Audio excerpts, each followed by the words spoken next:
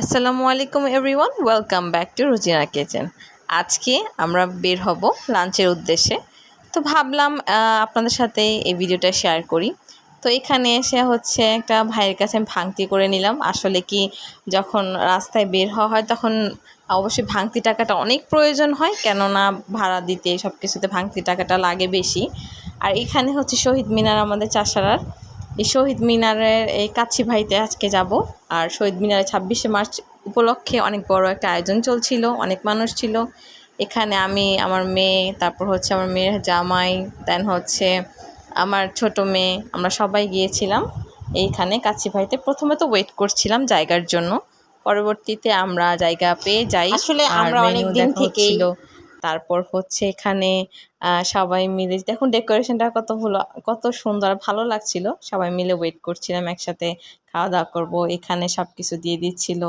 তারপর একটু আশেপাশটা একটু ভালো করে ভিডিও করে নিলাম, কেননা ভালো লাগছিল দেখতে, পরিবেশটা অনেক সুন্দর লাগছিল। এখানে হচ্ছে আমাদের খাবার চলে এসেছে, এখানে হচ্ছে খাবারগুলো দেওয়া হচ্ছিল। আমরা কাচ্চি, যেহেতু কাচ্চি ভাই আসছি, অবশ্যই কাচ্চিটাই মাস্ট, কাচ্চি ছাড়া কি চলে? আর কাচ্চিটা হচ্ছে এমন মানে খুব কম বাঙালি আছে যারা কিনা কাচ্চি খেতে পছন্দ করে না। আর এই কাচ্চির আলু জাস্ট এত পছন্দ, আমি জানি না কি করে দেয়, কাচ্চির আলুতে একটা অন্যরকমই টেস্ট লাগে। আর এত ভাল লাগে, অনেক বেশি ভাল লাগে। আর হচ্ছে এখানে বিলটা দেওয়া হচ্ছিল, বিলটা দিয়ে দিলাম। তারপর হচ্ছে বাকিটা পার্সেল করে নিয়ে যাচ্ছিলাম। তারপর এখন যাওয়ার জন্য রওনা হব। আজকে অনেক দিন পর একটু ভালো লাগলো, অনেক দিন পর আসলে হবে বাইরে বের হয়ে খাওয়া হয়েছে। আর এমনিতে খাওয়া হয়, বাট লাঞ্চের জন্য আসলে অনেক দিন পরই বের হওয়া হলো। আর হচ্ছে ভালো লাগলো, এখানে অনেক অনেক আনন্দ হয়েছে। সবাই মিলে একটু খাওয়া দাওয়া, বাইরে কথা বলা, একটু টাইম স্পেন্ড করা অনেক ভালো লেগেছে। বের হয়ে ভাবলাম একটু মিষ্টি কিছু ডেজার্ট আইটেম ট্রাই করা যাক।